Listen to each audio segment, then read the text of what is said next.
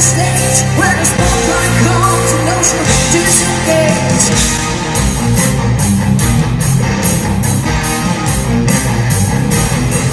With a feeling smile and the way I see is where she goes, only where she's been. If it's wrong or right, we do it for the thrill.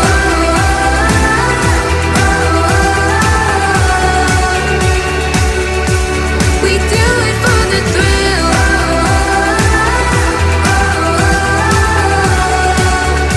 Hey everybody, it's Brian back with Inspiring How You See That. We're the channel that talks about all different kinds of music and entertainment and interviews some of your favorite artists. And today I have a very special guest, one of my personal favorite singers, Gabriela Guncikova. And Gabriela, thank you so much for spending this time with us. Thank you for having me. Absolutely. Did I pronounce your last name correctly? I should have asked you that before. It's so funny. I really, it's Guncikova. Okay. That's like the Czech version with all the proper symbols. I really shorten it to Gun because I know how hard it is to pronounce. Okay. Sometimes when people are like introducing me, they're like, "Hey, this is Gabriela Guncikova." People are like, "Wait, what?" You know. So I really, that's why I just like it's Gun. I'm not trying to be, fancy. It's just a short version of my name. Gotcha. I appreciate that. Sorry, I butchered it.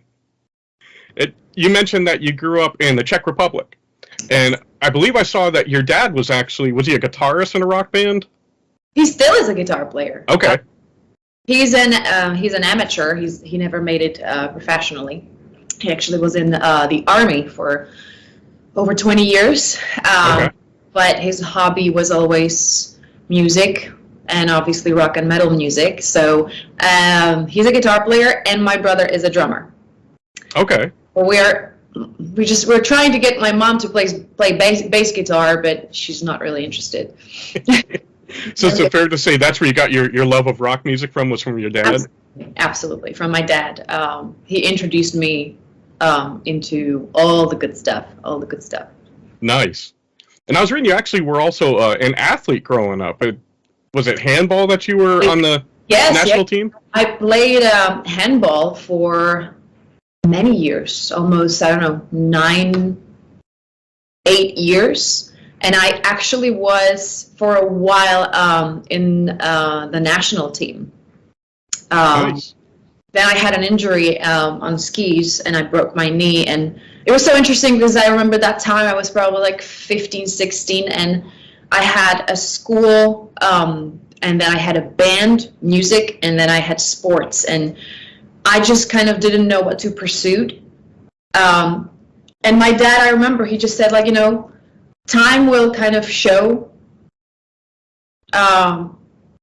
where to go. And it really happened. I was like in the national team. My heart was never really in handball so much. But at that time, like, my parents thought that it's so much better idea than music.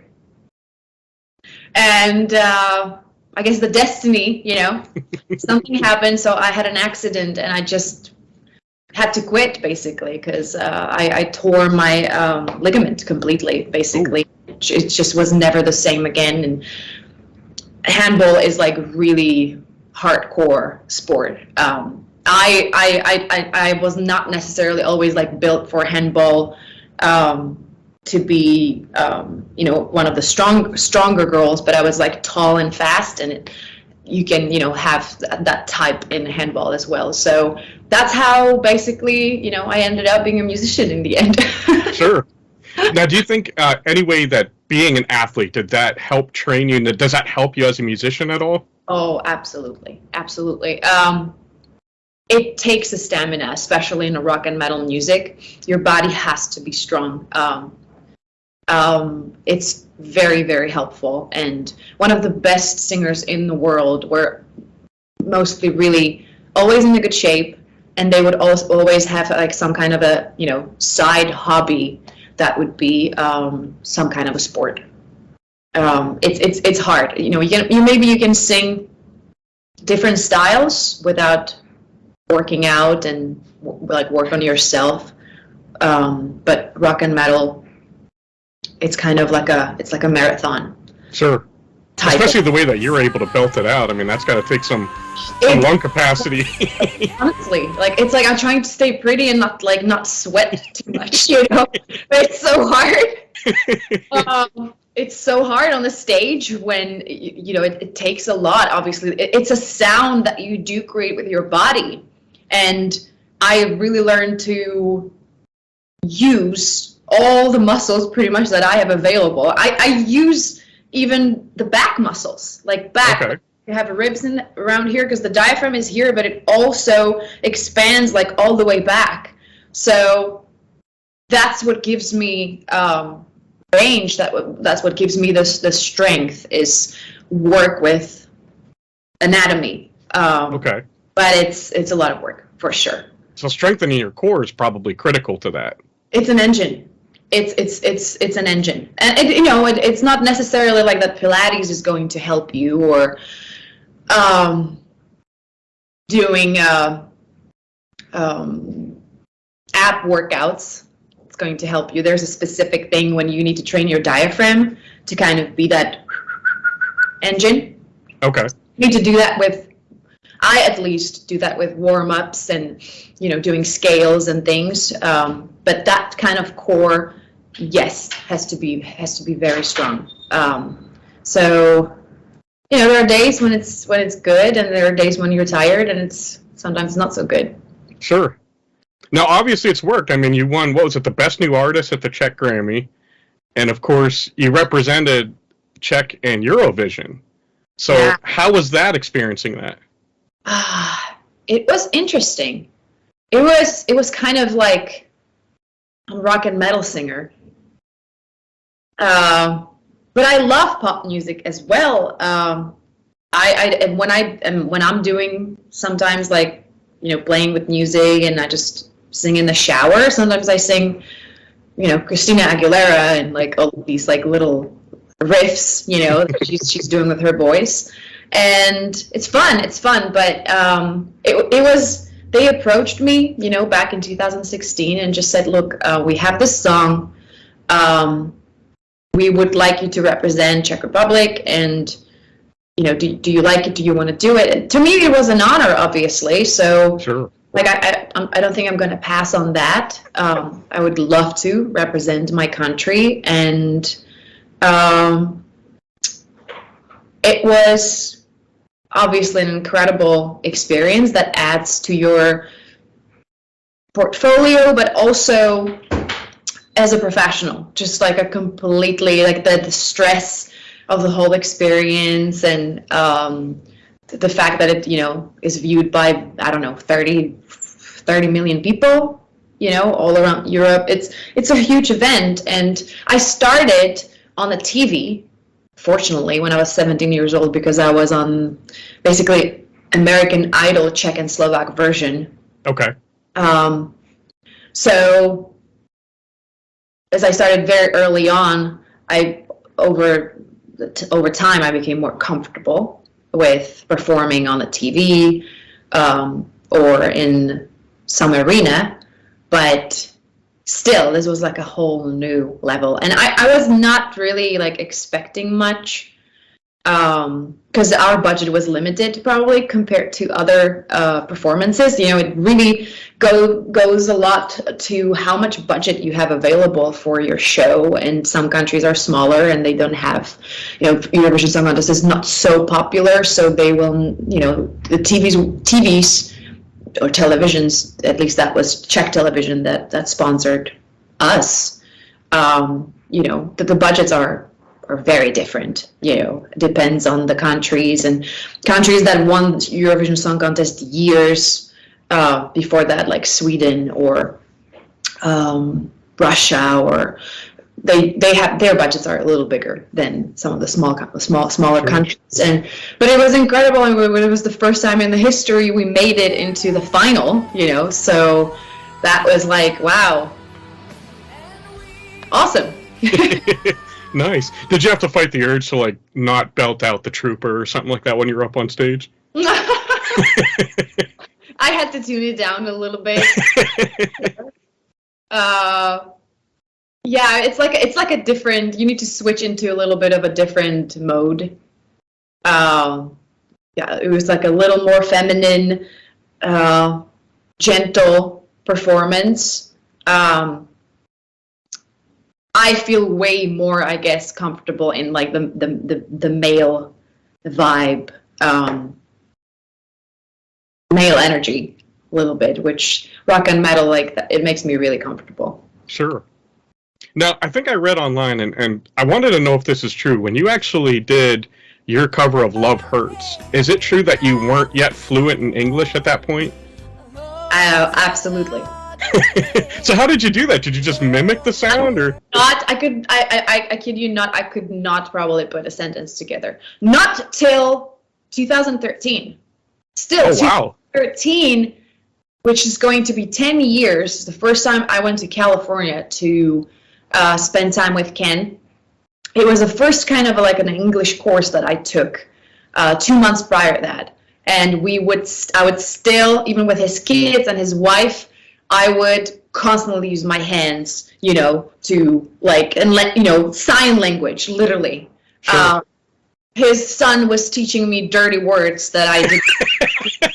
So I would always use them on the time it would be really not appropriate. You know, it was a Wild West a little bit, and even like for me studying under Ken, I had no idea what the he was talking about at all. Like I literally was just using like my ears trying to imitate what is he possibly doing. It was very, very hard. You know, it's like, it's for any foreigner, you have to get through this like kind of idiotic stage. Okay. It doesn't matter how smart you are. It doesn't matter, you know, if you're incredibly clever in your language, you will always be an idiot when you're learning new language. And that, sure. like, I was like, you know, like, I don't think I will have to get through this. Like, there's so much that I would love to tell you. There's so much that we could talk about, but I'm not fluent in this language, and I will have to, you know, get through this. And right now it's hard. It's hard to learn new language. I really loved German language, and that's like a language that I would really love to learn. When I was in high school, I actually spoke better German than I spoke English. But now you have an escape. Like, you always can switch into English. That gives you, you know, like, you kind of, and I have an English tutor for my German. So there is no way, like, there's like, I have that escape to English. So then I don't have to necessarily, you know, use that sign language and force myself to really, really learn. So it's harder to actually learn the third language. Gotcha. But right now, it's so funny because I'm Czech, but when I'm learning German with English tutor. So I'm now learning German in English, which is like, I'm like, wow, okay, well, this is cool. It's really how we can, like, do that. Gotcha. German is a cool, like, I took a year of German in high school. And I literally find it like a metal music. Like, yeah. It's a hardcore language that sounds like heaven to my ears. Like, I'm so turned on by German. It's just a great language. Well, there's always kind of like that authority to it. Yes. You know, you're like, Guten Tag. Like, it sounds like you're ready to fight, even though you're saying, good day. Yeah. It's a very beautiful language. Some people really, you know, hate it, which I understand. But to me, it sounds really cool and really, really beautiful. And when I'm like an old lady, I would love to speak 3 languages, like, fluently. That would be a great goal for me. So you got a good start on it. Now, is Czech, is that similar to German, or is that more like a Russian sounding? Not at all. Czech it's very interesting. Eastern Europe is honestly very funny because we have so many languages. You have Polish, you have Hungarian, Croatian, Slovakian, Slovenian, Czech. They're all so similar because they come from Slavic Okay. languages or language. We have very similar ancestry, yet we do not understand each other. I don't understand. I can maybe a little bit conceptually understand something. My brain probably would like pick up on it faster if I would be surrounded by it because it's similar. But I don't understand Russian. I don't understand Polish. I don't understand Croatian. And anytime I meet even like my colleagues that are from Eastern Europe, we always speak English. Gotcha. So that's kind of the common thread then. It's everyone has their own traditions, so they were holding on to that, but we speak English in Europe. Still, gotcha. You know, it was like one universal language. Thank God for that. Otherwise, I wouldn't be able to talk to you if I. No. Now, you had mentioned Ken Tamplin, and I wanted to ask you, so obviously you're involved with his vocal academy. How did that come to be? The story is kind of interesting too. I was already famous in Czech Republic back in 2013 after Czech and Slovak Idol, because I was second. Basically, in a few months, you become like a celebrity in the country. I was in a Dancing with the Stars. I did many TV shows, many TV performances, and you're like in the media, you're in the news, you know, on the covers. Like it's like a full-on thing, like here, like in the United States, like, you know, for whatever happened to Carrie Underwood or Adam Lambert, like that's what happened to me. Okay. But since I was a kid, I really was always dreaming about to become rock and metal singer and being in the rock and metal industry. But I was born in a very, very, very, very, very, very small village in the Czech Republic. So it's not like I'm even from like a capital city like Prague, or I am really from far away, and the chance of making it out of that village was probably 0.00001%. So I just always knew that in order to get to where I want to be one day, I will have to take a fast track a little bit. Okay. And so I had a band. I had bands since I was 13 or 14 years old. I actually had Vixen tribute band. Okay. And Whitesnake tribute band. Nice. We were 3 girls in the band. We had a female drummer and we had a female guitar player.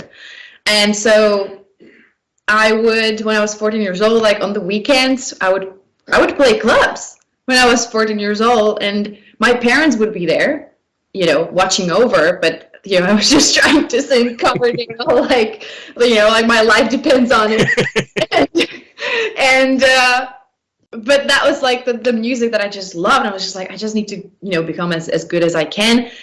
But obviously that would always stay just playing little clubs and little bars. And I was just like, look, I will have to do something to at least move myself to the scene, like in Prague. And so my parents were like, hey, you know, why don't you go on Czech and Slovak Idol? You know, then you have a really good chance that you can really do this professionally. So I did. I went through the casting, you know, all of that stuff, and ended up being second. Got a contract with Universal Music, released 2 albums in Czech Republic, but I just really was not happy because I'm like, that's not who I am. Like, that's still not who I am. And so, you're a rocker. Yeah, absolutely. So I was very financially independent very early on. I did all the big shows, but my heart was really, it was just not fulfilled. I just kind of felt like I do not, whatever it is, I should be happy and I'm not. And I really will have to go and pursue what is it that I really want to do. And all that I knew was like, there's 2 things. In order to make it out there abroad and get into the rock and metal scene, I have 2 things. I need to learn English, and then I need to little bit elevate the game with my voice. And, you know, around that time, you had already, like, Lizzie Hale. You know, Hailstorm was becoming popular around 2013. And, you know, when I heard her singing, I'm just like, wow, like, she's so much better than me. Wow, like, she's really, really cool. And it just gave me, I guess, a necessity level. And so I got on the computer and I'm just like, okay, well, there must be someone somewhere that knows how to get this going. You know, like, I have a talent, I have a range, it was a gift from God, but I never really did the hard work. I never really, I don't, what am I actually doing? And some people are, you know, they're just naturally gifted and they know exactly what they're doing. I was just like, I am gifted, but it could be a whole new level. I know that I have a space for growth. Sure. And so I got on, you know, YouTube, and I started to Google, and I find Ken Tamplin's Run to the Hills video on YouTube. And I'm like, holy shit. It's so cool. Wow, like, he's so cool. And it's just like, immediately it was like connection, because Ken is like one of my best friends, really, like one of my best friends. Like, his whole family, we're very, very close. And so in that moment, it was just like, bam, like, that's the guy that I actually need to help me to you know, improve my skills. So I wrote him an email through a Google translator. Hello, Gabriela, you know, I sent him my videos, and I was not expecting much, you know, and he replied the next day. And he's just like, wow, you are incredibly talented, but you are doing things wrong and you're just ruining your voice, and over time you might lose it. I'm like, fudge, like, that would be really, really bad. Yeah. So he sent me his course for free. I'm like, I can pay for this. He's just like, it's okay. No, it's fine. I want you to get on this, you know, and once you get it,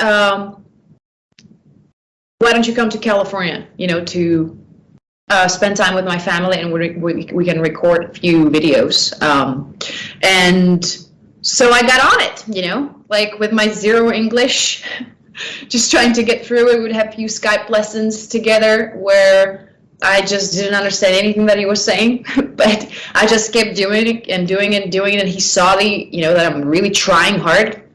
And then that's how I would get to California. We would do videos, and eventually those videos were discovered, you know, by a talent seeker, basically, from TRANS-SIBERIAN Orchestra. And that's how I ended up, you know, touring with basically one of the biggest bands in the United States.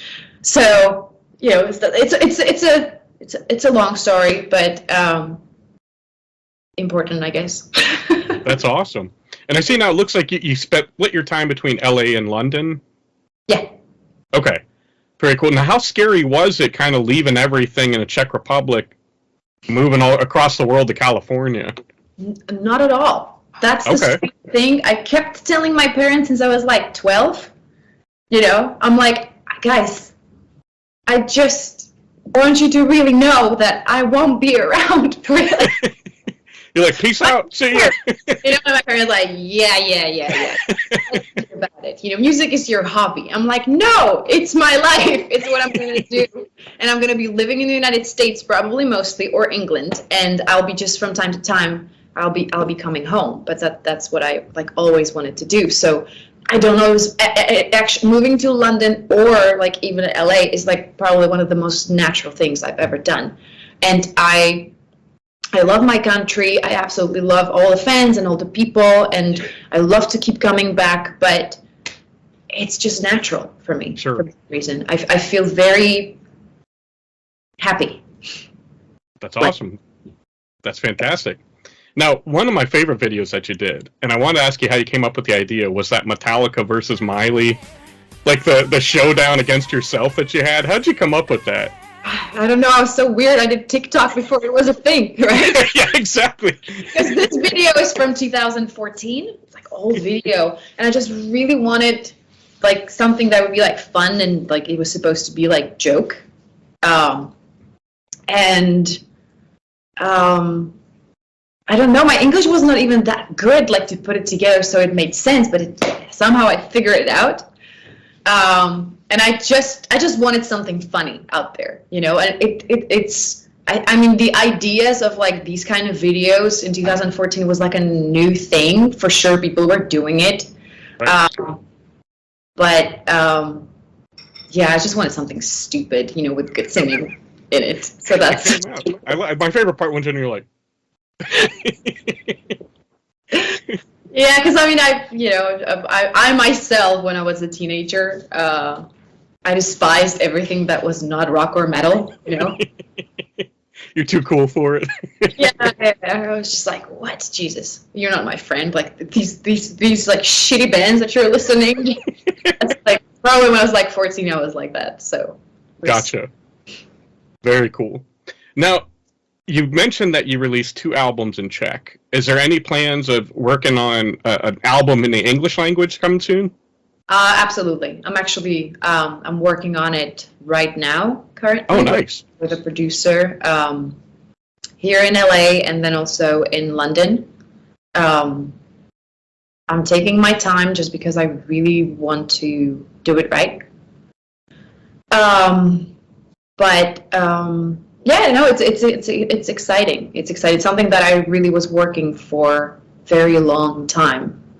And it's not just, you know, there's always, obviously, the music, the creative process to create the music, and then there's also the business behind it. And it took me, or I would say probably now then, 12 years through experiences and, you know, having contracts with people that worked and that then didn't work, and knowing that, you know, that 50% is music, but then it's also who's behind the band, who sure helps you to promote it. It's a lot of work. It's almost like nowadays, when you're starting a band like that and you have a vision, it's almost like starting a company, your own business.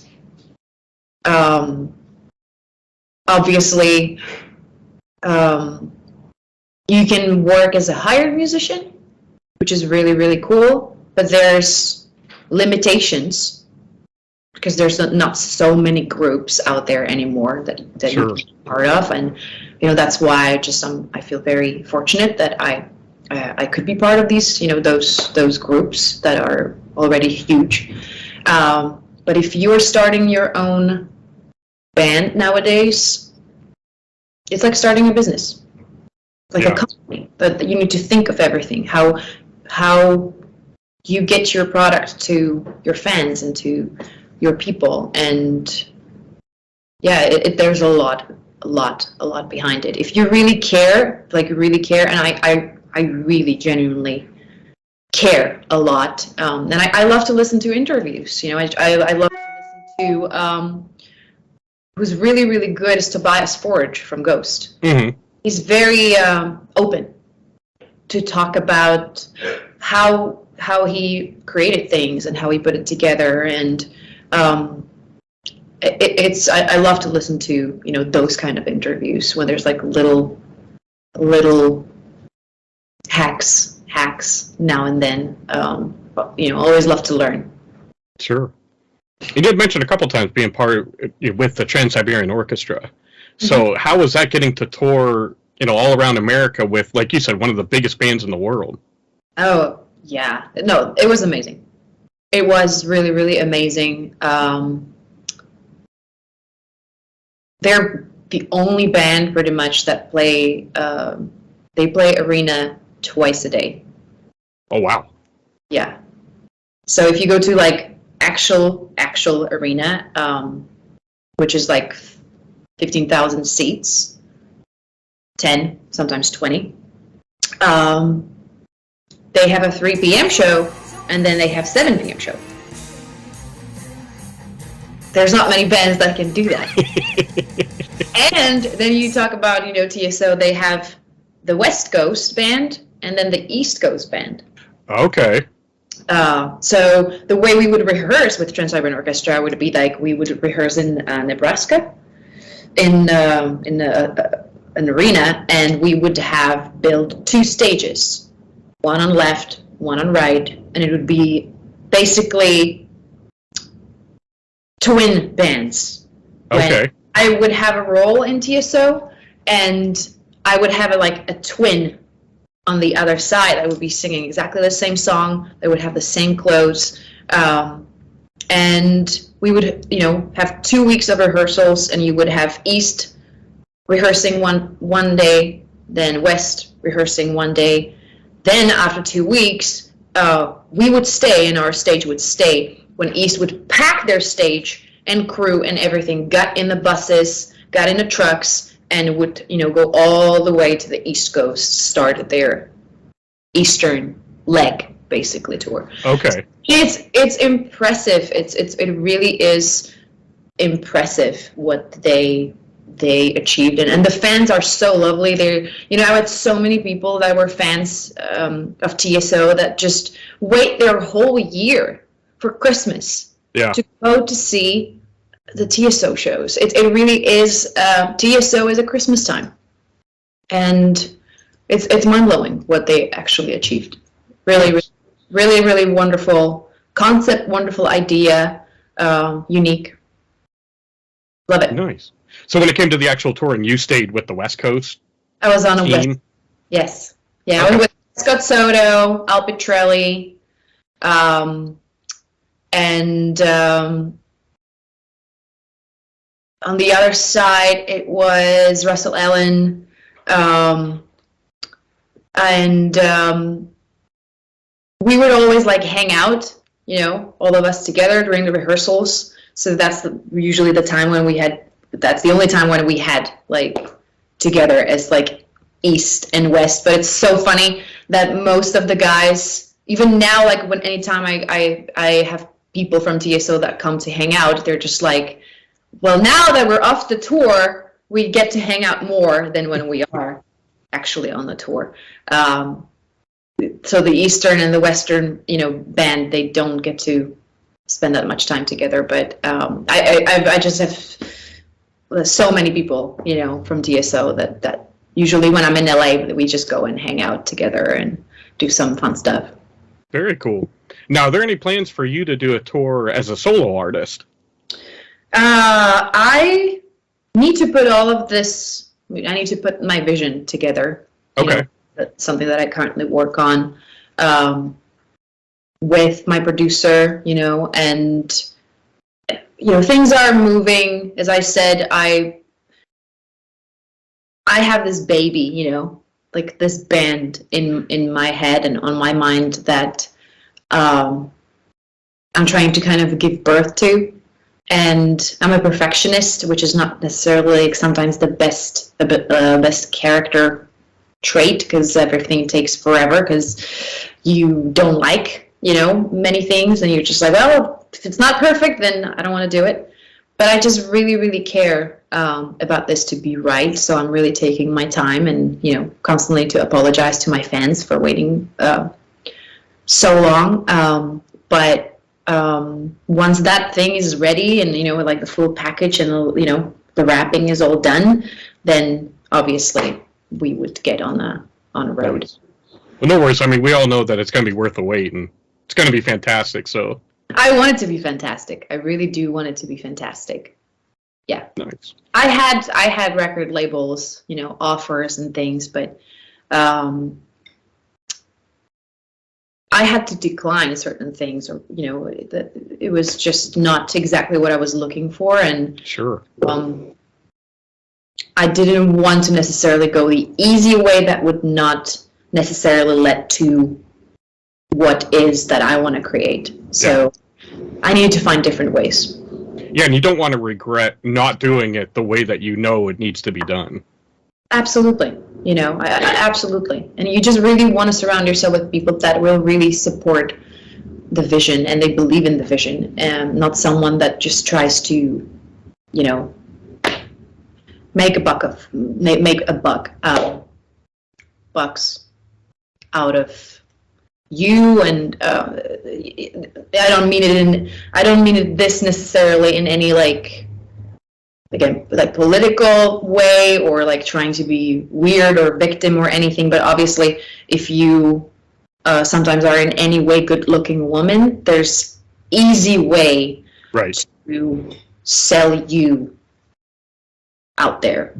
But then it's like you become a commodity. It's horrible. Yeah. No, it is horrible. Like I just like I really get it. There are some people that really like to do that. I can't. So I need to find different ways to put myself out there. And more than the sexiness. I mean, you know, it can be sexy. Music can, of course. It's sure. Good. It's good when it's sexy, 100%. But not in a way that I see. Sometimes some of the girls that I see, my colleagues, or I'm not going to name anyone, but sometimes I'm just like, bummer. She's so talented. Yeah. But she's not wearing any pants. Like. Yeah. What are we doing here? Like, this is just like who came up with this idea? That's taking away from her talent, and it's the easy way. And I've been through it for years. Since I was 17, it was just like first thing. It was like, well, we have something to work with. I'm like, but I'm an artist in the first place. I really want to be respected as a musician. Yeah, you're not a model just there. No.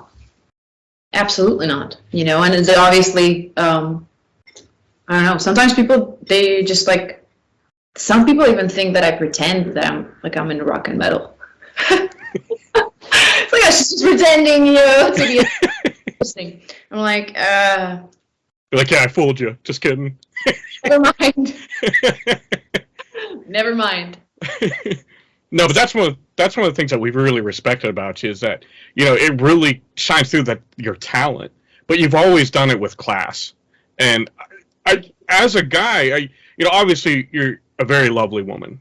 But I never liked when women go overly sexual, because it's like, well, is that what you kind of demeaned yourself to? Like, is that your value of yourself? That it's kind of sad.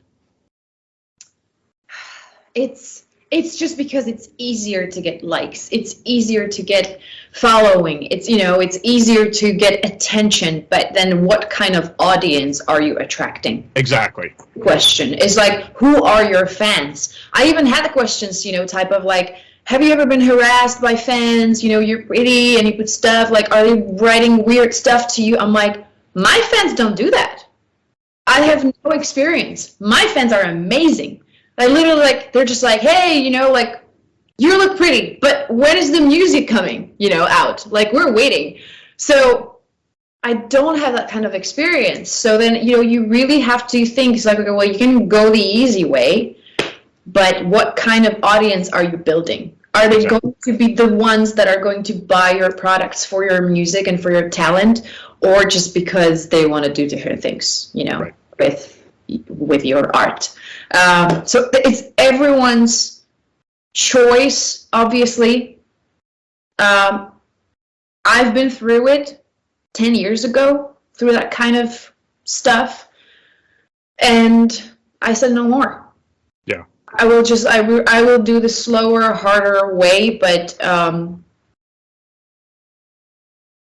I just cannot do that. I just felt anytime I would do anything like that, when they would just break my integrity and say, just change the top, and show us something, I would always feel so miserable. Yeah. It was like a break of like my own code, that I'm like, that I had with myself. And I said, no more. I'm going to do it the harder way, no matter how much it's going to take. And I would rather have the respect than millions of comments about my tits and butt and, what I mean. Yeah. No, that's awesome. We really appreciate that. Good. Now, if you could go back, because everything that you've done, chasing after your dream, I mean, literally, going to the other side of the world. If there's other kids out there who want to, whether it's music or whatever their dream is, what kind of advice would you give them, knowing what you went through? It's so interesting because, like, sometimes I feel like a kid still myself, and of course, like, I just still have big dreams, and there's so many dreams that I did not fulfill myself, and I cannot say, yet, like, I made it. I really achieved really cool things. I was very fortunate, and I had a ton of luck and incredible opportunities that came to me in my life, but would I say, like, wow, like, I made it? No, not yet. Not yet, not in a way that I would love to. So I still feel like a kid, and it was so funny because a few weeks ago, I got to hang out with Jim Root from Slipknot. Oh, nice. Yeah. We were like Instagram friends, and we just got to, hang out when I was in Florida. And he's obviously an incredible musician, and I was always a fan of Slipknot and Stone Sour. Mm-hmm. And I asked him a question. I was just like, well, Jim, I have a question. So it's 2023, and you're starting with Slipknot. What are you going to do? How are you going to make it? And he's like, oh, I actually don't know. I actually don't know. I don't know how we would do it today. I don't even know how we've done it. It was the right time, the right place. They said, like, we had a lot of luck. It was almost a destiny. Okay. And the time was just around that time, like 90s and stuff. Like, it was still playing. It was still, everything was in their favor in a way. Sure. And he just said, like, I'm not envy. I do not envy at all. Being a musician nowadays that's starting from a scratch, pretty much nothing. It was just interesting. It was, like, so honest. I was like, he's gonna give me some clues. He's gonna give me some ways, and he's just like, oh, no. You're like, that doesn't help at all. Thanks a lot for nothing. It was honest. It was honest, and obviously that there's a lot of ton of hard work behind Slipknot and creating something like that, and so I don't know if I'm exactly the right person to give advice to all the young kids. For me, what always worked was just always work hard on myself. Not taking talent for granted. Mm-hmm. Always knowing that there is a space for improvement. So it's hard because, like, I mean, us millennials and Gen Z, we're a little lazy. A little bit, yeah. Gen X, it was natural to work hard. Like, someone just said, like, well, here's your guitar, sit down. Now 7 hours of doing your scales, every day. Fingers bleeding. Exactly, until your fingers bleeding, and that's how you're going to become great. So the Generation X was like, of course, sure, Millennials and Gen Z's like, what? Oh, hell no. What that shit, Let's see if I can become a DJ or something, Yeah, exactly. Let's go on TikTok, Like, that's how we, I guess, think. And, but fortunately, I guess fortunately for me, my dad just said to me since I was a kid, he's just like, you want to become somebody? You want to achieve something? Well, you will have to work for it. Things don't come easy. Nothing is for free. You have to earn it. You have to deserve it. So I'm like, okay, well, I guess I'll do that. So constant improvement, like that idea of like, I can always be better. I can always learn something. I don't know it all. I don't know it all. And I just feel like that applies to any scale or anything. And it's a common sense, obviously. So it's just for the kids, like if you really love your instrument, whatever it is. I started playing guitar when I was 9 years old. So I studied classical guitar for 8 years. But I never fell in love with it until I started singing. And when I started to singing, it became my passion. And I'm like, oh, I'm so into it. I just love it. And with that, obviously, like the practicing or learning becomes more natural, easier. So yeah, if you really want to be a musician, like play your instrument, you know. Nowadays, like you have YouTube tutorials available everywhere, you know. You can learn anything. I don't know. You see Megadeth, like Marty Friedman's solo. Yeah. Just put it on in a YouTube, you know, boom, you get like 15 links and you just can learn it. Everything is like we actually have so much information, so much data that we can work with, but yet we're more lazy than ever. Yeah. So you know, greatness is, I think that greatness in any way is always going to be appreciated and rewarded. So practice. I thought that would be probably my advice. Like that's what got me working. It's just like when everyone would be saying like, wow, you're an incredible singer, you can do it all. I would always say, well, no, because I cannot sing this, I cannot sing that, and I need to figure out how to do that so I can. Sure. So keep pushing yourself. That's awesome. For sure. It's like that cheesy, like, yeah, go constantly out of your comfort zone. Everyone says that. You know? That's fantastic. We agree 100%.